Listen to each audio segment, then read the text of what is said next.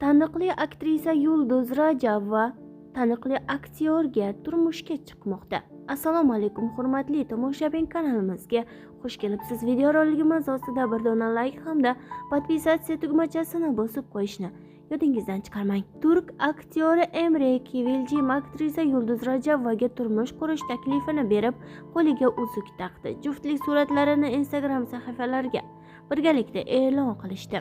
Yulduz Rajabova turk aktyori Emre Kvilljim bilan 2020-yilda Mendirman Jaloliddin serialini suratga olish jarayonlarida tanishgan.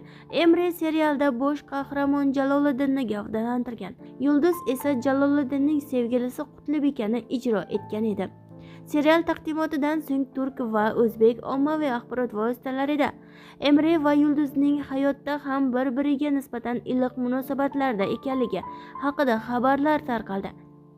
Serialning Toshkentdagi taqdimotida Emre va Yulduzning naqadar yaqin munosabatda ekani oshkor bo'ldi.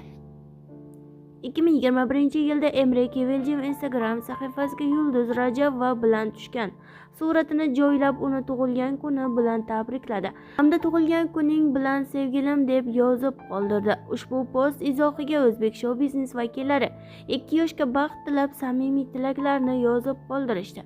Yulduz va Emre bir necha bor turli madaniyat tadbirlarida birga ishtirok etishdi. Juftlik muxlislarga Dubay va Istanbul sayohatlarida ham birga ko'rinish berdi. O'tgan vaqt ichida Yulduz Rajabova turkiyalik hamkasbi bilan munosabatlariga hech qanday izoh bermagan.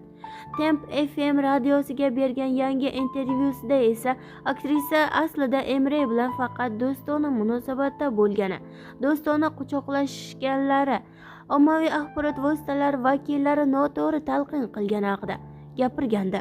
Emre Kvilljim bilan hamkasb do'stona munosabatlarimizni ommaviy axborot vositalari vakillari muhabbatga yo'yishdi. Bizda jurnalistlar o'zlari ishongan narsa haqida gapirishni yaxshi ko'rishadi.